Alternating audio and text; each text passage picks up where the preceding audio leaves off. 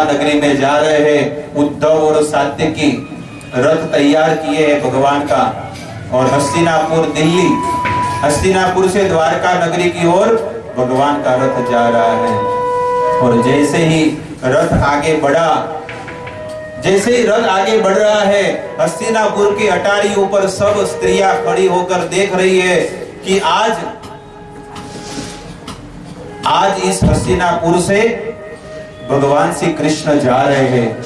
जिन्हें दर्शन करना है वो दर्शन कर लीजिए, क्योंकि बार बार ऐसा दर्शन आपको करने मिलेगा नहीं। सब स्त्रियां, सब लोग देख रही है, भगवान का दर्शन कर रही है, और भगवान भी सबको प्रणाम कर रहे हैं।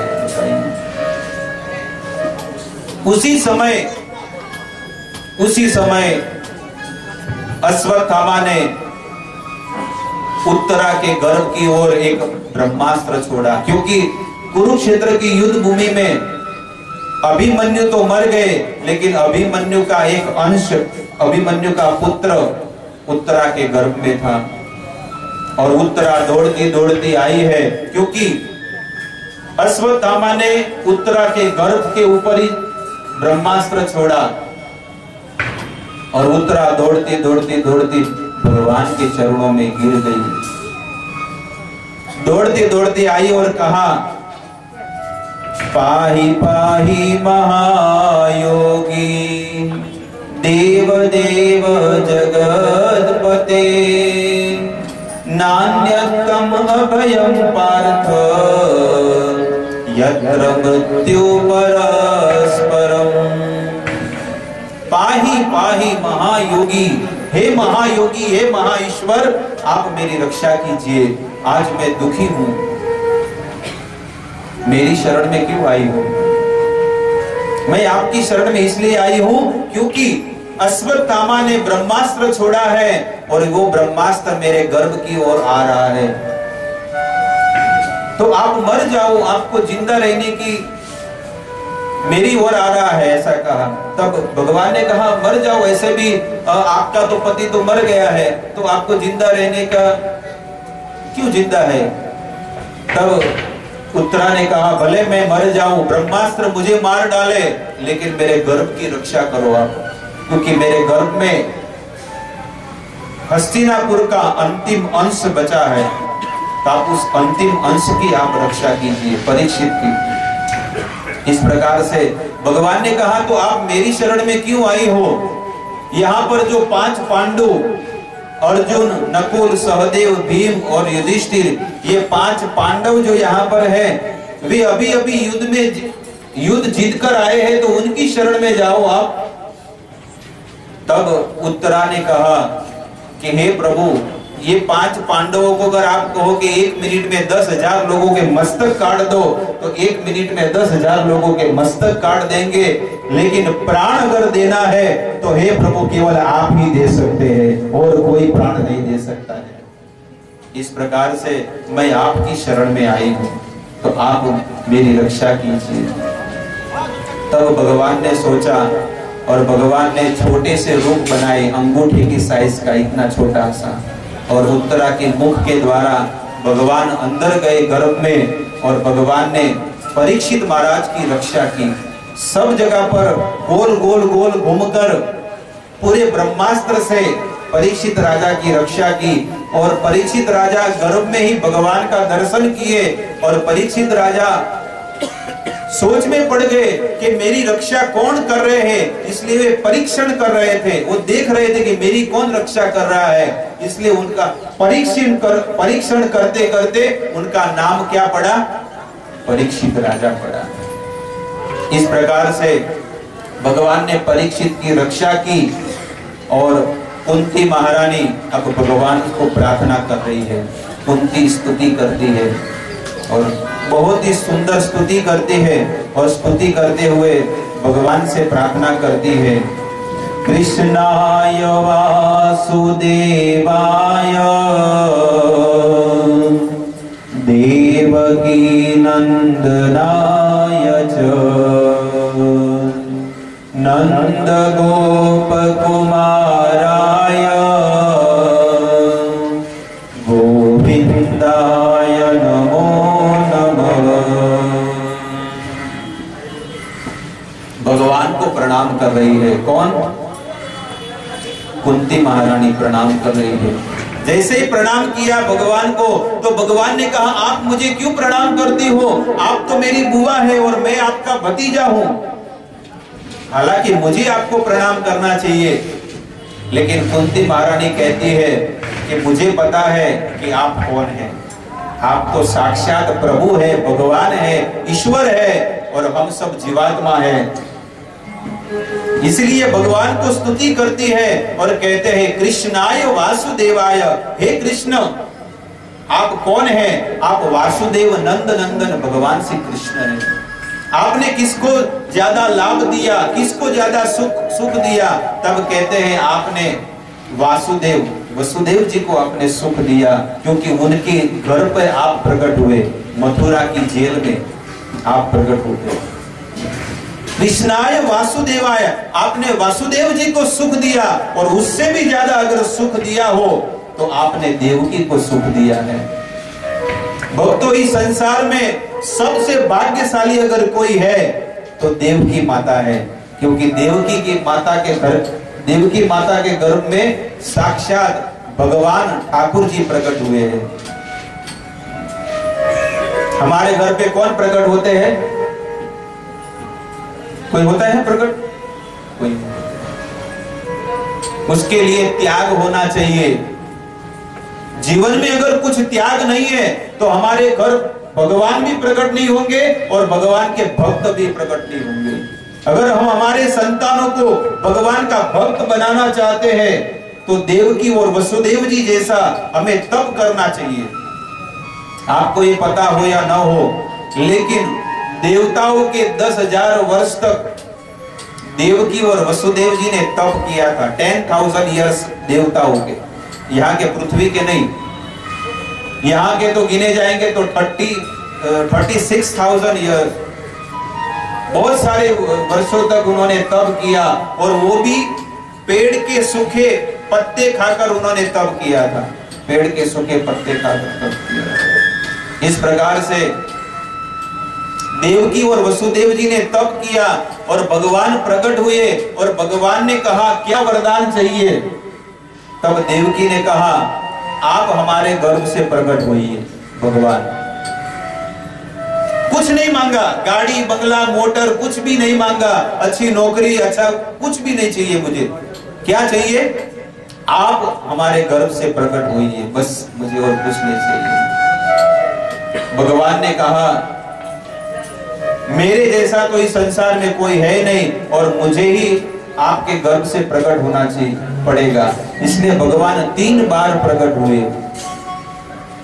3 बार कश्यप और नीति के गर्भ से भगवान प्रकट हुए, और देवकी वसुदेव जी के घर पे भगवान प्रकट हुए।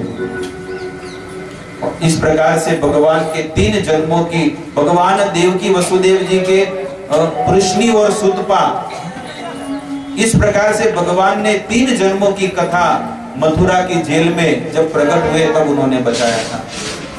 लेकिन यहाँ पर कुंती महारानी कहती है कि आपने माता देवकी को बहुत सुख दिया, क्योंकि देवकी ने बहुत त्याग किया। इस संसार में कोई त्याग नहीं कर सकता है। अरे कोई 2 घंटे का समय भी त्याग करके भगवान की कथा में नहीं आ सकता है, इतना भी त्याग हम नहीं कर सकते हैं। लेकिन देवकी ने 6 बच्चों का त्याग किया। आपको पता है ना, देवकी ने कितने बच्चों का त्याग किया? अपने सामने ही उसके भाई ने पहले जो लड़का हुआ ना, उस लड़के को कंस ने मार दिया पत्थर पे पटक कर। इस प्रकार से 6 बच्चों को मार डाला, लेकिन देवकी को जरा सा भी दुख नहीं हुआ, क्योंकि देवकी को प्रसन्नता हुई। क्यों? क्योंकि अब साक्षात भगवान मेरे हृदय से प्रकट होंगे। तो इसलिए यहाँ पर कुंती महारानी कहती है, कृष्णाय वासुदेवाय देवकी नंदनाय च, आपने देवकी को सुख दिया। और मैं क्या कहूँ, हे प्रभु, आपने देवकी से भी ज्यादा अगर सुख दिया है तो नंद बाबा को सुख दिया है। व्रज के अंदर नंद बाबा को सुख दिया है। नंद गोप कुमाराय, अपने नंद बाबा को तो सुख दिया है, यशोदा को भी सुख दिया है, लेकिन उससे भी ज्यादा अगर आपने सुख दिया हो तो आपने ग्वाल बालों को और गोपियों को सुख दिया है। नंद गोप कुमाराय गोविंदाय नमो नमः। ऐसे गोविंद ठाकुर जी मैं आपको प्रणाम करती हूँ, मैं आपको दंडवत प्रणाम करती हूँ। अब कहते हैं नमः पंकज नाभाय, नमः पंकज मालिने, नमः पंकज नेत्राय, नमस्ते पंकजाग्रये। नमः पंकज नाभाय, आपकी नाभि से साक्षात ब्रह्मा जी प्रकट हुए हैं और आपका नमः पंकज मालिने, और आपके आंख कितने सुंदर है। नमः पंकज नेत्राय, कुंती महारानी कहती है कि आपके नेत्र इतने सुंदर है। नमः पंकजाग्रये, और उससे भी सुंदर हे प्रभु आपके चरण है। भगवान के चरण बहुत ही सुंदर है। इस प्रकार से स्तुति करती है और स्तुति करते भगवान से प्रार्थना करते हैं। तब एक एक चीज याद करती है कुंती महारानी कि आपने हर घड़ी हमारी रक्षा की है। विशान महाग्ने पुरुषाद अदर्शनाद असद सभाया वनवास कृच्छतः। विशान महाग्ने कहते हैं कि विष से मेरे बेटे भीम की रक्षा आपने की है। शुरुआत से दुर्योधन है ना, भीम से बहुत ही दुश्मनी थी कि कैसे भी कर कर मैं भीम को मार डालूं। एक समय की घटना है कि हस्तिनापुर में भीम को कहा कि चलो भीम हम पिकनिक करने जाएंगे, खेलने जाएंगे यमुना नदी के तट पर। और वहां पर जब गए तो 11-12 बजे तक सब लोग खेलने लगे और खेलने लगे। तब भीम को भूख लगने लगी, क्योंकि भीम का नाम है वृकोदर, वो बहुत खाते थे। तो भीम ने कहा मुझे बहुत भूख लगी है, लेकिन दुर्योधन ने कहा मित्र भैया मुझे पता है कि तुम्हें भूख लगेगी, इसलिए मैं तुम्हारे लिए लड्डू लेके आया हूं। लेकिन वो लड्डू जहर के लड्डू थे। कौन से? जहर के लड्डू थे। और दुर्योधन ने सेनापति को कहा भीम को सारे लड्डू खिला दो। और कम से कम बहुत बड़ा परात भरकर लड्डू लाए थे और भीम ने एक 1 बाय 1 सब लड्डू खा लिए। और जैसे ही सब लड्डू खाए उसका जहर भीम के पूरे शरीर में फैलने लगा, पूरे शरीर में फैलने लगा। इस प्रकार से भीम मूर्छित हो गया, मरा नहीं था लेकिन मूर्छित, बेहोश होने लगा। और इस प्रकार से भीम जो मूर्छित अवस्था में सभी लोगों को कहा कि आप इनको यमुना नदी में डाल दो। और यमुना की धारा में जब भीम को डाला तो भीम धीरे धीरे धीरे धीरे करके पाताल लोक में, सुतल लोक में, नाग लोक में चला गया। इस प्रकार से अंदर के लोक में जब चला गया यमुना नदी के माध्यम से, तब सब लोगों ने कहा हमने तो भीम को तो डाल दिया, लेकिन हस्तिनापुर में क्या कहेंगे? तब हम लोग कह देंगे कि वो भीम यमुना में स्नान करने गया और डूबकर मर गया, हमने तो बहुत कोशिश की लेकिन मर गया। जैसे ही भीम नाग लोक में गया, सुतल लोक में, वहां पर जितने भी नाग थे वो डंक मारने लगा। और जैसे ही सब नाग भीम को डंक मारने लगे, भीम की मूर्छा वापिस आने लगी, उसका जो शक्ति, उसकी वाचा वापिस आने लगी। शास्त्र कहता है विषस्य विष औषधम, अगर विष को निकालना है तो उसकी औषधि क्या है? विष। जहर ही जहर को काटेगा।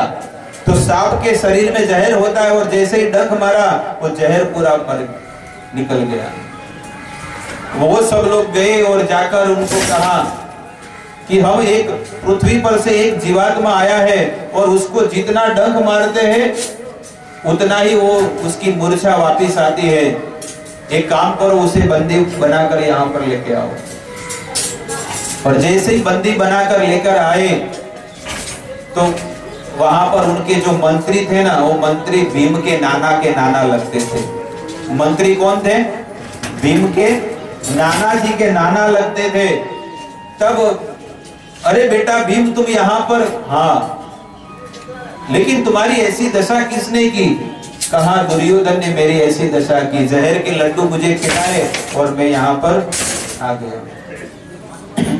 इस प्रकार से भीम को कहा कि तुम चिंता मत करो, यहाँ पर 8 कुंड है और 8 कुंड है। इसके विषय में बताते हैं कि एक कुंड में अगर स्नान करोगे तुम्हारे अंदर 1000 हाथी का बल आएगा। 2 कुंड में स्नान करोगे तो 2000 हाथी का बल बढ़ेगा। ऑलरेडी पहले से भीम के शरीर में 2000 हाथी का बल था। जब भीम का जन्म हुआ तो भीम के शरीर में 2000 हाथी का बल था। और इस प्रकार से भीम 8 कुंड में जब स्नान किया तो पहले 2000 हाथी का बल था, अब 8 कुंड में स्नान किया तो 8000 हाथी का बल बढ़ा। कितना हुआ? 10,000 हाथी का बल हुआ। तो यहाँ पर कुंती महारानी स्तुति करती है कि आपने हर पल में हमारी रक्षा की है, हर पल में हमारी रक्षा की है। मेरा बेटा तो मरने ही वाला था, लेकिन हे कृष्ण आपकी कृपा से मेरा बेटा 2000 हाथी का बल वाला था, लेकिन आपकी कृपा से 10,000 हाथी का बल उसके अंदर आ गया। इसलिए आपकी भक्ति कौन नहीं करेगा।